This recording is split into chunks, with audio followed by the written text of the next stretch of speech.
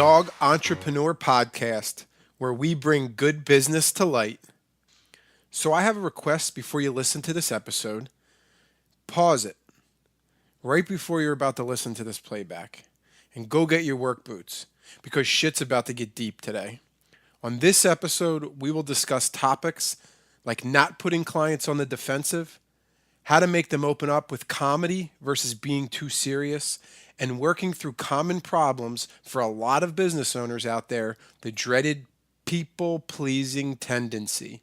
Today, I have the one and only JP Sears, famed internet personality, and more seriously, an emotional healing coach who works with individuals to guide them through the healing of deep emotional wounds. In our interview, he shares some of his strategies for where to begin with clients, listening and learning from their side of the story, and getting clients to identify the consequences of changing or not changing. That's a biggie, and he goes into great detail. I can't wait any longer. Let's meet JP. Awesome. JP, thank you so much for coming and hanging out with us today. I really appreciate your time. Is today your day of a lot of phone calls, or what was your day like today? Great question. Well, first off, I'm incredibly grateful that you'd invite me on your wonderful offering to the world, Gary. I'm thrilled to be talking with you. Yeah, my day today, I've had, I believe, 3 client sessions and then a previous interview as well. So it's definitely been a lot of, on Skype kind of thing. Just pretending like I can connect with people on different sides of the world. That's amazing. Technology is amazing.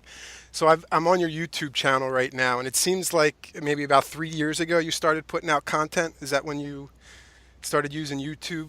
Yeah, it was just about 3 years ago, and at that time it was all sincere, serious videos. Then probably about a year and a half into that, I guess coming up on 2 years ago, was when I started putting out comedy videos in addition to the sincere, kind of straightforward life advice type videos. Which video did you get the most backlash from when you started the ultra spiritual videos? Yeah, it's a great question. Backlash is fun, actually. It's, calm seas make lousy sailors, as they say. So I think backlash is a good thing when there's not maliciousness with it. So instead of me just creating rationalizations, let me actually answer your question. I think the one with the most backlash has been if meat eaters acted like vegans. From which side? Is it from meat eaters or vegans or just? And my favorite messages that I've gotten from that video are the ones that say, JP, I watched the meat eaters acting like vegans video. I'm confused. Are you against meat eaters or are you against vegans in that video? That just amuses me. I get amused when people are confused by what I put out.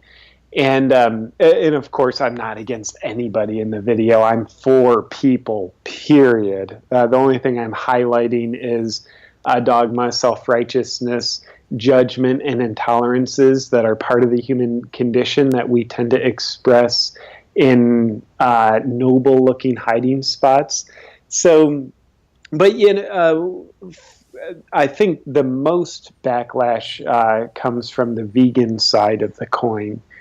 And also a lot of people who practice veganism really celebrating the video and having a lot of levity from it as well. So, it's I don't know who the heck it was. At some point, sometimes someone said, the surest path to failure is to try to please everyone all of the time. Knowing you can't please anybody all of the time, I believe, is really a consequence that we have to be willing to accept in order to express our gifts and voice our voice. And it seems like you've chose comedy to kind of deal with some of these tougher topics.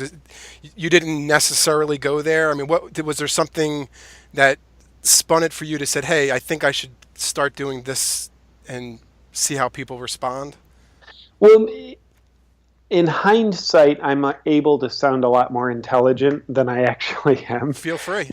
In reality, when I'm in the present moment, I'm just the blind man stumbling along, and somehow I find my way. So when I started the comedy videos, really it was a mindset saying like, I have a sense of humor. I always have. I've been hiding it from the world, at least on video.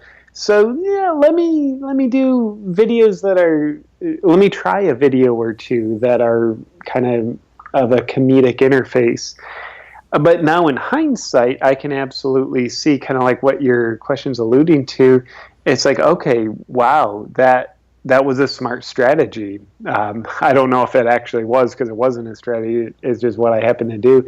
But yeah, I do believe that when you speak about something that's a real issue for people, but you speak about it in a serious way, my experience is that people tend to get defensive, and I do too.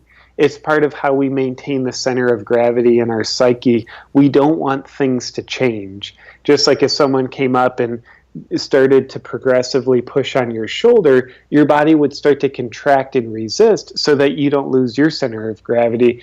Well, in my experience is the same thing happens in our psyche. And in our psyche, it doesn't necessarily mean that that serves our greater good all the time, but it's what we do when we're in a reactive state. So when we're speaking information to someone like, okay, here's my belief on this idea, and here's some dogma that we need to look at, it's very easy to get defensive. However, that same perspective spoken through the language of humor typically has a very different reaction in the psyche, mostly meaning our psyches don't react in defensiveness. It's packaged in humor is much less of a threatening message, so that a message we otherwise would have completely rejected before we had any chance to consider it, it tends to get in deeper, and we tend to consider it with more meaning when it's brought in with humor, because our psyche, our mind, our heart isn't in a defensive state when it comes in. So that's what I've learned in hindsight, and that's kind of what I'm aware of as I'm navigating the present and the future of using my comedy videos. And I am biased. I do believe that my comedy videos at least have the intention of delivering a deeper, more meaningful message beneath just the surface entertainment of them. Yeah, and the authenticity, I think, is really the good strategy. Ultimately, you said it in the beginning that you were keeping your personality out of it. Now it's in there, and then look at the attention you're getting. You're being authentic, and that's what I've learned from your videos too. Is that that's what attracts. I mean, when people can look at Yeah. you and say, "Hey, we're similar," and I feel that you're being honest about this, then that's true connection. So that's that's fascinating how you just kind of stumbled upon that with the comedy. Yeah, well, it's been a great blessing. I think there's probably been a lot of grace involved. And I love your reflection about the lesson of authenticity. I agree. I really do agree. It's kind of like, okay, being authentic, this whole experience with the videos, it maybe teaches me that being authentic is maybe the only, it's one of the most powerful ways, maybe the only way to truly be available for connection. And with the videos, there's, a lot of connection happening in my life because of them. A lot of people, very blessed to say, a wide audience watching them. And then I think another kind of similar lesson is seeing how there's a big audience valuing my videos because I'm being authentic. That helps teach me that, yeah, it's okay for me to value myself when I'm being authentic. In other words, when I'm just being me is when I can really value myself, which is a little bit paradoxical, because I think typically, at least myself and maybe some other people, we tend to try to do valuable things in order to then value ourselves. But I think the challenge is when we're doing valuable things, productivity things, things that our mind tells us, I have to do this in order to be valuable, in order to matter in the world. We're essentially trying to value something that is relatively valueless compared to who we really are. So to me, being authentic, being the most powerful way we can value ourselves from the inside and probably outside too, it's a great lesson. Totally. That's a something I've really been working on. Like I said when we were chit chatting in the beginning, I've really worked on the last month, 2 months, really putting out content that instead of instead of telling people about themselves, what they're doing, I'm just talking about me and the things that Yeah. I've gone through, and and how I can kind of validate these things that I'm talking about. Like you saying that you're being super authentic has brought you this grace of people coming into your life being able to share. That makes it way easier to be able to tell somebody else to do the same thing, or not tell them to do the same thing, but explain that there's value because you've done it. And I think there's a lot of power in that, and being able to actually have done it. Mm. Yeah, I agree, and I also don't want to be delusional enough to try to wear the facade that says I'm always authentic. It's like hell no, I've still got plenty of challenges and plenty of times where I give myself away and try to become someone who I'm not in order to meet expectations or escape myself. Um, Yet I also do have moments of time where it at least feels like I'm being authentic. I might just be delusional as hell, and maybe one of my facades is the facade of authenticity, and I'm just completely lost. It's the journey, though. It's the journey. Yeah. So let's wrap it all back up into dogs, because that's kind of what we're Mm. here for. I hear periodically you do have a dog. Is it Zephyr? Absolutely, Zephyr. He is his 12th birthday is coming up here within the next week. I think 5 days from now. Wow. Now he was ill, right? He had like a little spout of ill health recently. Yeah. So the quick backstory on that: he's a dachshund, a wiener dog, and if you don't know, I'm sure you do, but lovely listeners, if you don't know, dachshunds are predisposed to back issues. They have such a long spine and therefore relatively less spinal support per unit of dog tissue. So about 5 years ago, he had a back surgery.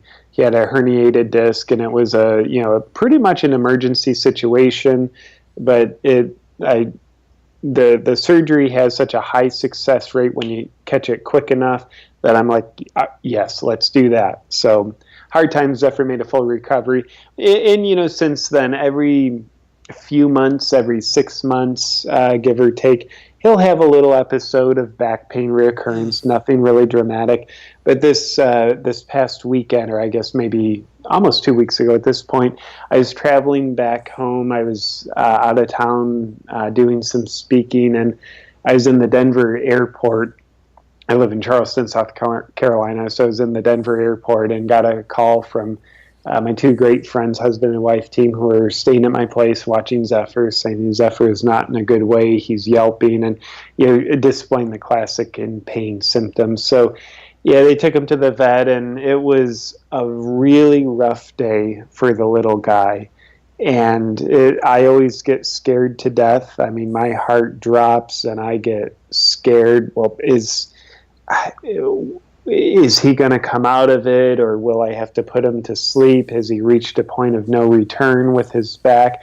I really catastrophize. I'm not proud that I do it, yet I do, and it really pulls on the strings of my heart. So yeah, I found a little corner on the floor of the Denver airport, and I'm just crying my eyes out. But by the next morning, he really turned a corner, and he's been amazing since. And I have 3 appointments so far of taking him we have a holistic vet pretty close to us.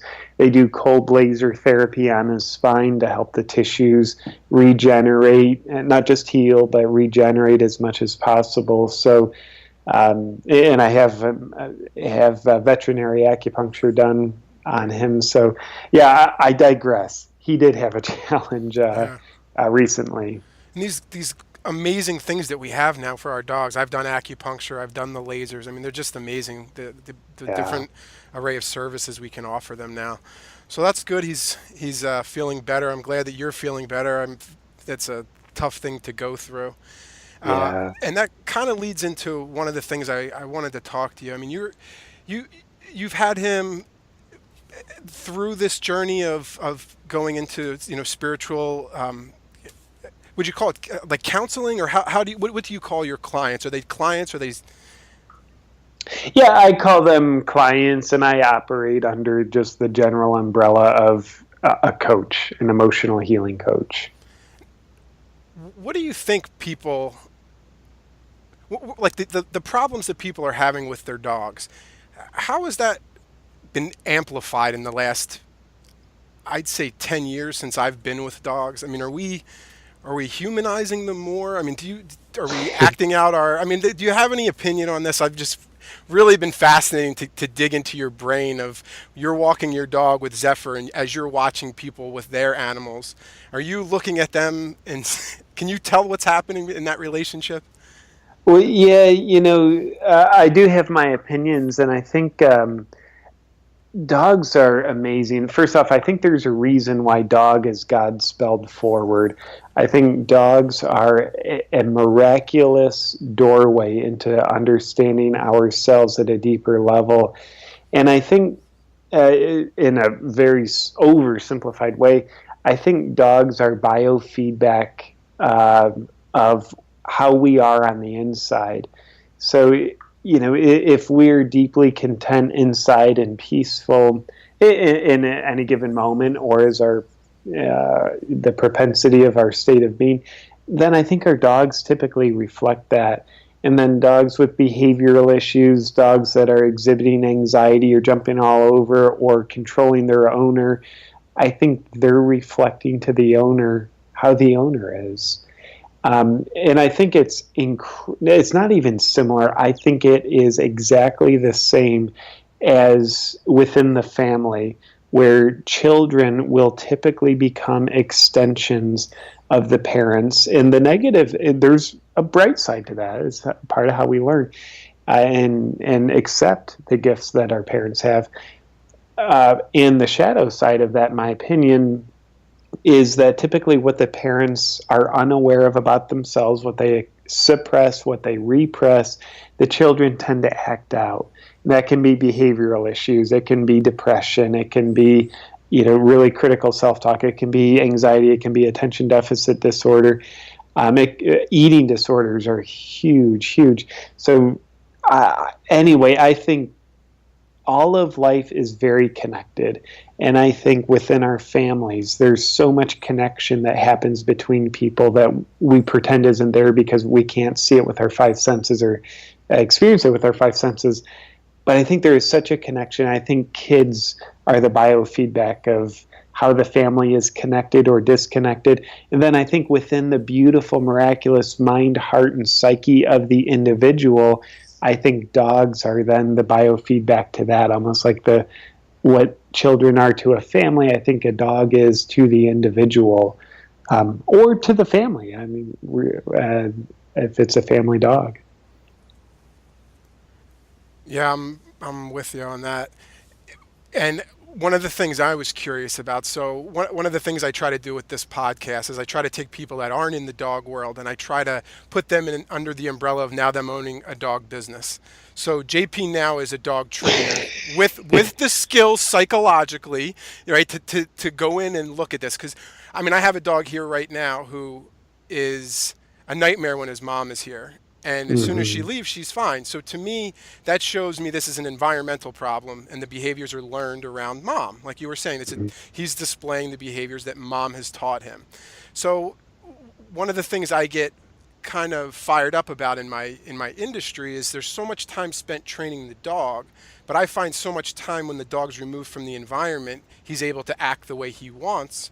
So how would you, so you get a dog, you realize, okay, this dog is a pretty simple dog, he wants to follow, they're just not giving him directions. how Yeah. how would you start to open up the flow of conversation, because a lot of times we have to get intimate here. I mean, we see issues with marriage, we see issues with kids or work-life balance, all these things that these people are having, and they want this goal with their dog. What are some of the things you use to start to kind of lower the the wall down and start to, I mean, you do it with your clients. How do you open the conversations up? Mm. Yeah, typically in some form or another, the conversation gets opened up, and I think it would apply to dogs and dog owners. Is what's the problem that you've been experiencing, and what do you want to change about it? Like, okay, what's the problem? How is the problem a problem for you, and how would you like to see this changed? And then typically early in conversations, as people share their stories and their desires for what kind of meaningful change and growth they'd like to experience, I also like to ask, what are the consequences of that growth? What are the consequences of that positive change that you're talking about? Because if you're stuck in a place, I do believe, if we've been stuck in a place, I do believe it's been meeting one of our needs, if not more. Probably not functionally, but it's part of us meeting our needs in one form or another, even if it's at the expense of self-destruction. So I think we have to realize that when we're creating change, part of us is celebrating that change that we desire, and there's another part of us that is losing some sense of comfort or stability, and that's probably a great thing. Just like it's great to take the pacifier away from the child when they're 2 or 3 or 4, whatever the age is, they'll grieve it, but it's still good to help the child move on so they can grow. So, I think in a relationship with a dog and a dog owner, if there's a problem, a behavioral issue, I think it would be wise to consider there's some sort of comfort need being met here. And let's take a look at that, because if you're consciously or unconsciously not willing to give up that sense of comfort, then we have a challenge here. So we need to come to terms with that. And at this point, Gary, I have no idea if I'm actually speaking to your question or not. Perfect. I mean, everything you're saying is exactly what I was looking for. So you're going to talk about it. You're going to explain that there is consequences, and I think when people hear consequences, sometimes they think bad, but there's good and bad. If you're fearful of your dog doing something, but the consequence could be going to meet your best friend for lunch with their dog, and that's what you're really looking for, then, do you have them start to, is that where you start to lead the conversation, or does it depend on the person, or would you start to maybe look at some of the things that they might be holding on to and trying to get an idea of why these are powerful? Where did they start to put these unhealthy behaviors where healthy ones could be? Maybe petting the dog when you could be talking to your husband, or those little things that we get sidetracked in. Yeah, it's different for every person, but ultimately, becoming a curious student of the individual, in learning, like, why is this pattern here? What part of you did it serve well, and when did you learn to use this inherently unstable act and behavior as a source of stability in your life? So actually, when I look at my relationship with my beloved Zephyr, I think one of the things that I do that disserves him is I over affection him, I over spoil him, and I typically justify it with, I want to show him love. I want to show him affection at all costs. And I think when I look deeper into my own self, I find an unmet need of mine that I'm projecting onto Zephyr. And, Zephyr's not a human, he's a dog. And, appropriately meeting a dog's needs is similar, but also has some differences relative to a human psyche. So I start to realize, like, okay, there's a part of me that has an inner void of affection. Because I think when as a child, I became relatively defended and found a sense of strength and stability by denying receiving support. I actually became a source of support for my mother and father, where I did the old let me be the parent to my parents routine. Didn't know I was doing it at the time, but I sure as hell was.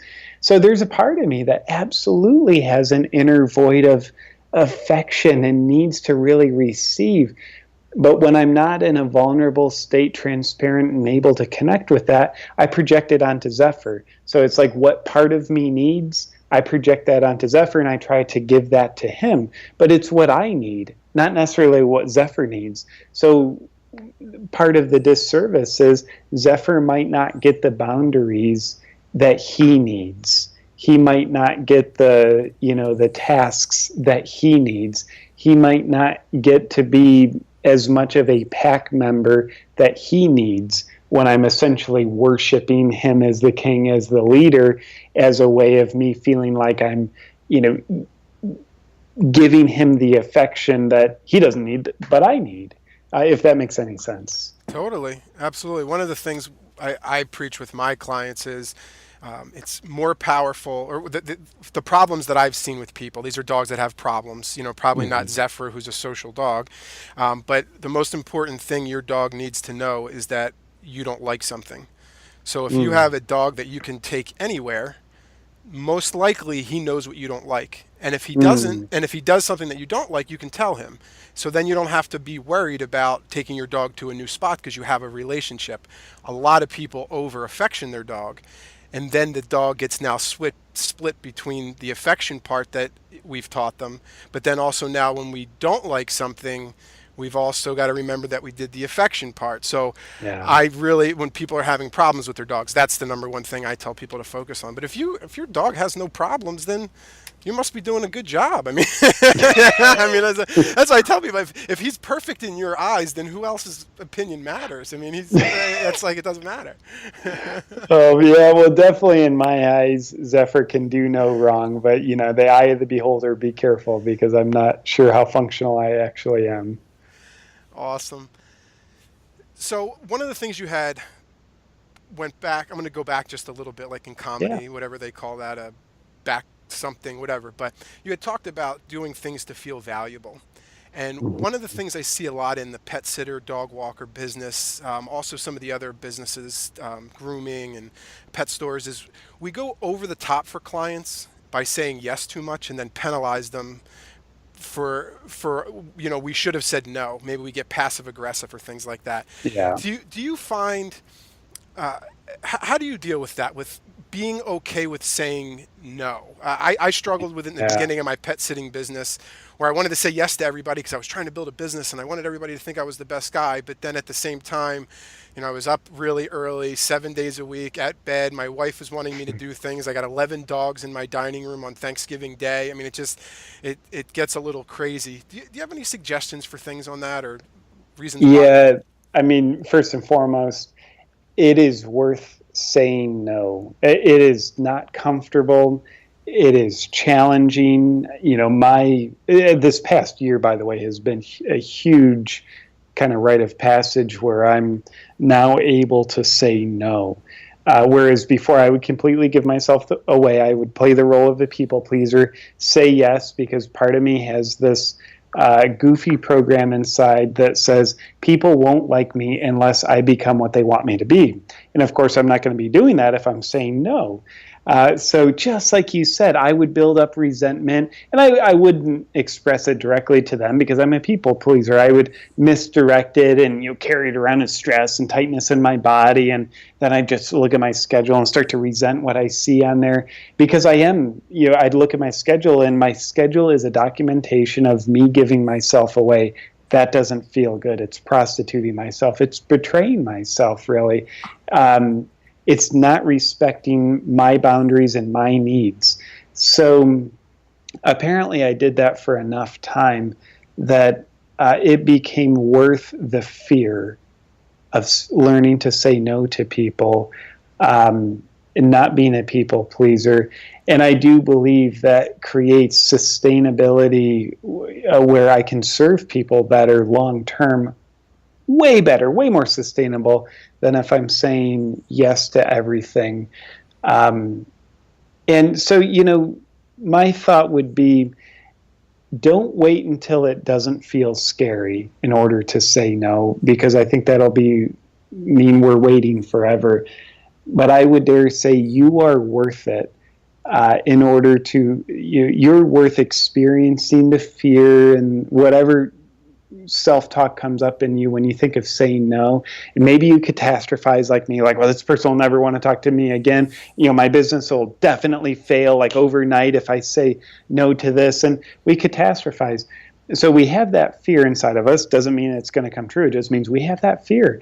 So you are worth experiencing that fear in order to honor yourself. But trying to avoid that fear is exactly that. It's avoidance. And it's actually avoidance of your true self. And I think that is very, very stressful inside of us, especially when that's kind of like our modus operandi. And then the last thing I would say on that is, I think it's helpful to therapeutically dramatize.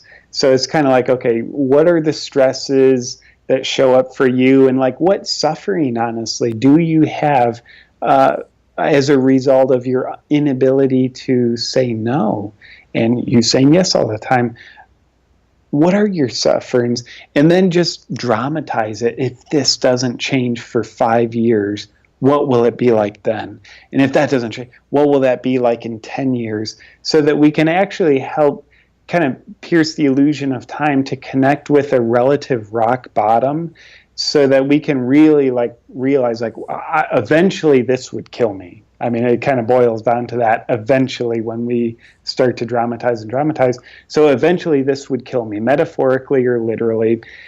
And that's a rock bottom. When we can connect with that rock bottom, that pain of smashing into the metaphoric rock bottom, that is a stimulus for change. Typically, our dysfunctions, from my point of view, are typically set up in order to avoid pain. Ironically, the avoidance of pain eventually creates pain. So when we can either experience it in our life or preferably go there in our imagination and get to a level of pain where avoiding the pain now costs us more pain than the original pain has that we've been avoiding. So now it makes it worth experiencing the original pain, the authentic pain of what it means to say no to somebody. It's scary. That's painful. I'm afraid they won't like me. Whoa, that's painful. It's a shame. There's a lot of pain involved, but we need to hit our rock bottom, preferably again through our imagination, so that we're then motivated to directly process that pain rather than keep creating piles and piles and piles of side pain that's a result of avoiding the original pain. Do you work with entrepreneurs in particular, or do you just happen to have clients? I mean, is that something that you go after? Because I think this information is so important. Because people that put themselves out there, they need to know where they're coming from, what to do when they do get backlash, and to understand the context of where those people are coming from. Do you have entrepreneurial clients or? Yeah, I do. It's by no means all of my clients, but certainly a respectable population. Actually, I now that I think about it, it's interesting how the majority, and I don't know what I mean by majority, maybe 50%, maybe somewhere about there, my clients do tend to be of entrepreneurial blood as opposed to sort of the go work for someone else kind of thing.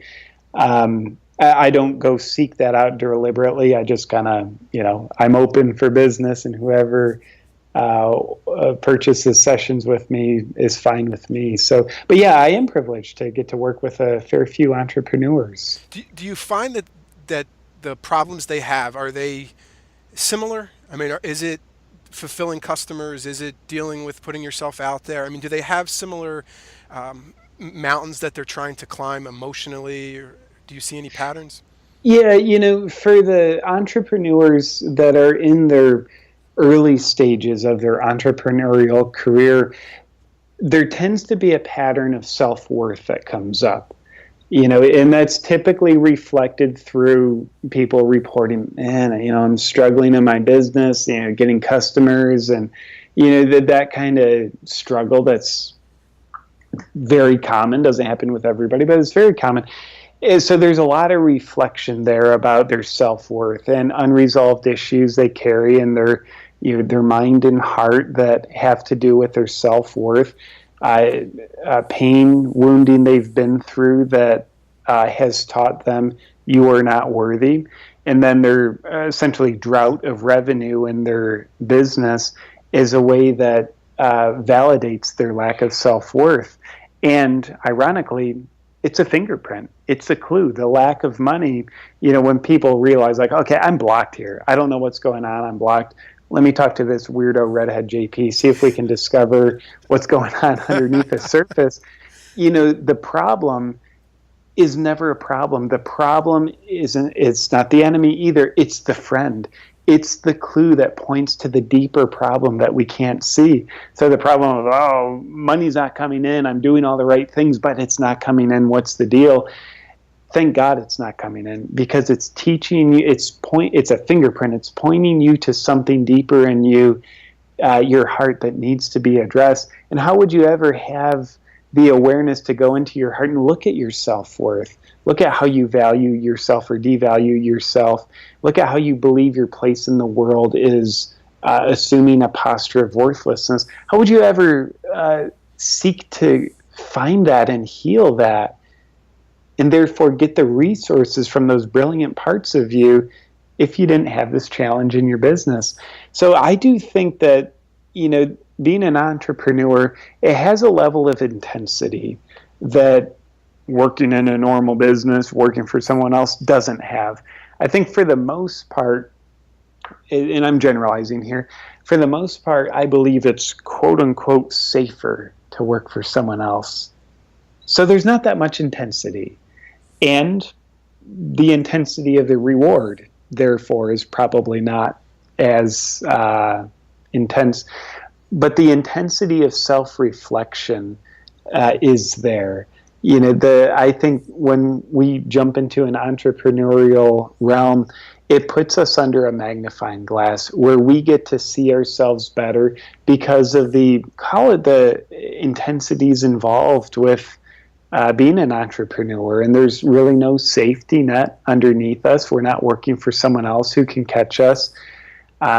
So it can be very confronting. And I think that's when an entrepreneur has their eyes on the literal ball game, but they also allow, kind of like metaphorically, their third eye to open and consider, what about myself am I here to learn on this journey as I'm creating and running my business? I think those people are well served, and honestly what becomes lessons of the mind, heart, and spirit through their entrepreneurial journey. Where can people get more of your lessons? Where do you like to send people? Yeah, probably the best place is on my YouTube channel, Awaken with JP. They've got tons of videos, and Facebook has got videos there too. But anything Awaken with JP works. But the one spot would probably be YouTube. Wonderful. I love the new Tony Robbins experience. Well, thank you for that. My wife and I watched that many times and sent it to many of our friends. Thought that was very, very funny. And yeah, man, so thank you so much. I know it's Friday. Any big plans this weekend? What's happening in JP's world? Man, the JP's world, what is happening? I'll be shooting some video, and that's going to be a fair bit of the weekend. But I have fun doing what I'm doing. So there will be fun involved while I'm working my craft, I guess. No doubt, I'm sure. Well, thank you so much for coming today and chatting with our audience, and really, really valuable information for everybody. So thank you so much. Oh, you're incredibly welcome, Gary, and I really appreciate you having me on. I appreciate the lovely audience for paying attention to our conversation. Have a great weekend. You too. Thanks, Bye-bye. JP. Bye.